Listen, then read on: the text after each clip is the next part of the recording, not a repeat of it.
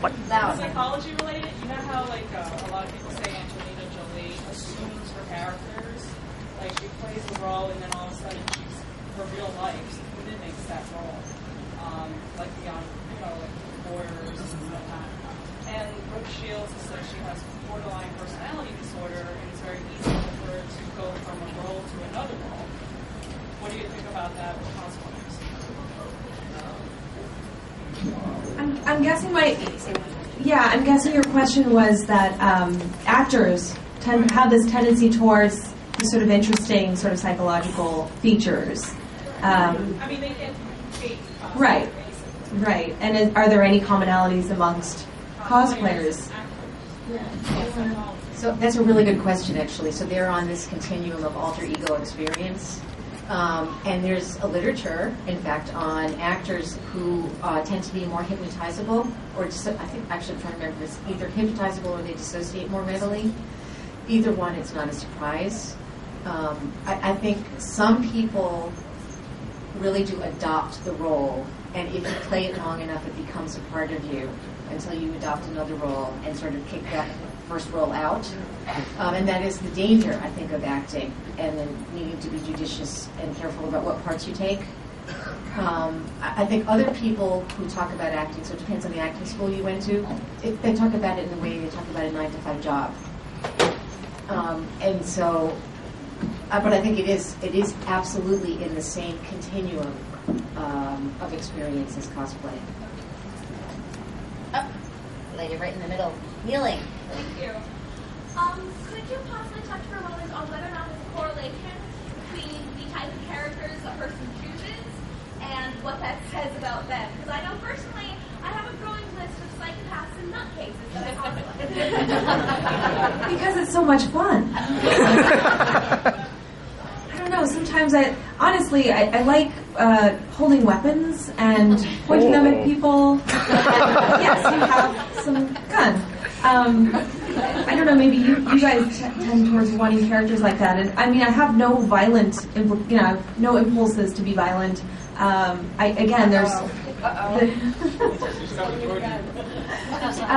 Maybe you folks can answer that, because your characters probably are more associated with violence. We get a lot of weird pose questions, like, can you execute me? And I'm like, no. Someone wanted to execute me today. I was like, I wouldn't lose to you.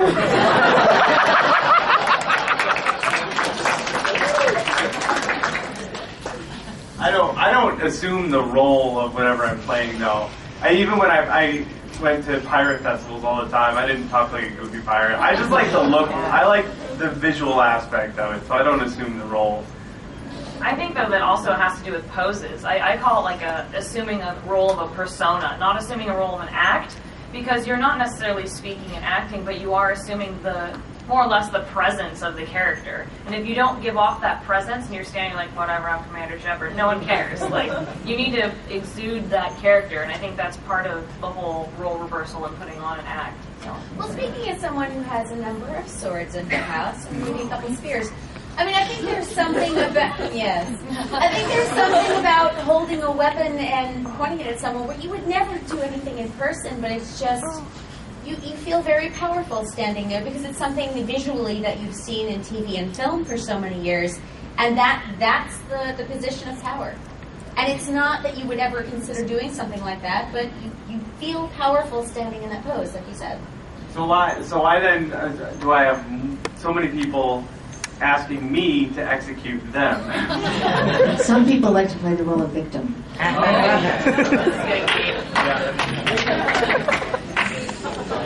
All right, one last question. I see a princess.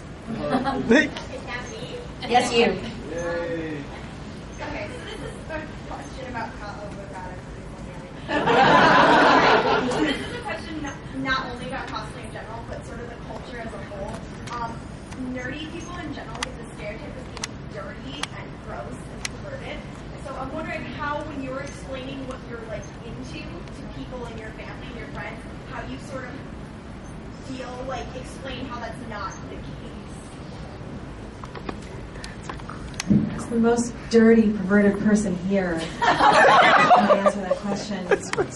I struggle with that a lot, honestly. Sometimes I just don't bother. Like when people are wondering, like I'm currently at a science conference. I don't talk a lot about, or I'm giving a talk, So I'm disappointed to say that I don't have an answer to that. I don't have this sort of spiel or description that I can tell people when I know they may not understand, what this fandom and passion is about. And frankly, if they don't understand and they don't share that passion, it's not as important to me. But I agree with you that there's this sort of initial sort of vulnerability there. Yeah, I'm lucky enough to have most of the people in my life already know what I do for a living and my hobbies and that sort of thing. For those that don't, I feel like the easiest way to obviously explain cosplay is to just say it's Halloween, I mean, it just, as simple as that. But as far as the stereotypes of nerds, I explain it's a passion, of any kind, and it's easy to compare it to sports fans who get just as intense about what they love as we get about comics, video games, that sort of thing. And I think that's the easiest way to explain it to someone who doesn't understand. I recently had to explain to my grandfather, my 86-year-old grandfather, why I was quitting my job at Microsoft to do this other goofy thing. And he had no idea what it was that I was doing. All he knew was I was starting my own business. And I started to explain it to him, like, I build costumes for people. And he said, well, why would anyone want a costume in June? And I said, well, people go to conventions. And then he said, really? So people pay you for that? And I was like, I'm pretty good. But I think sometimes there's good middle grounds, like explaining Ren fairs, because they've been around for a long time, and people kind of get that. And the Halloween thing works pretty well too. There's some middle grounds, but some people just aren't going to get it, especially if they were around in the Great Depression. They're not going to get it. Oh. Yeah, they just, if they're not going to get it, they're not going to get it. But if you just explain it to them and they accept you, you're just going to be like, that's good enough. You don't know who Darth Vader is. I don't even care anymore. I think the worst thing about that question is, like, I always get asked in interviews, well, do you have sex in your costume? And I'm like, absolutely not. That would break them.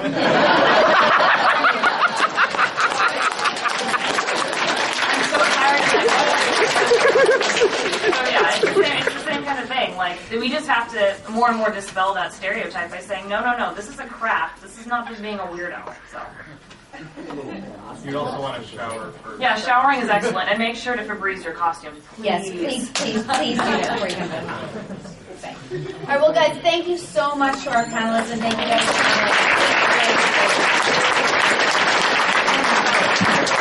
Quickly, just one thing, if anybody was headed over to the Mary Sue party, there's been a change in location. They lost our reservation at the bar. So the party is at Beer Authority on 300 West 40th Street.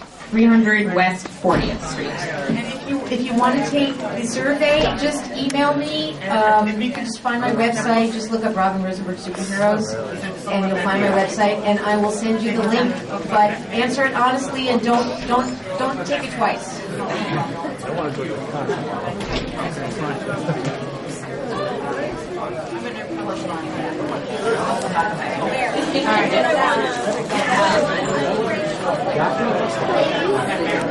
I'm reusing the code.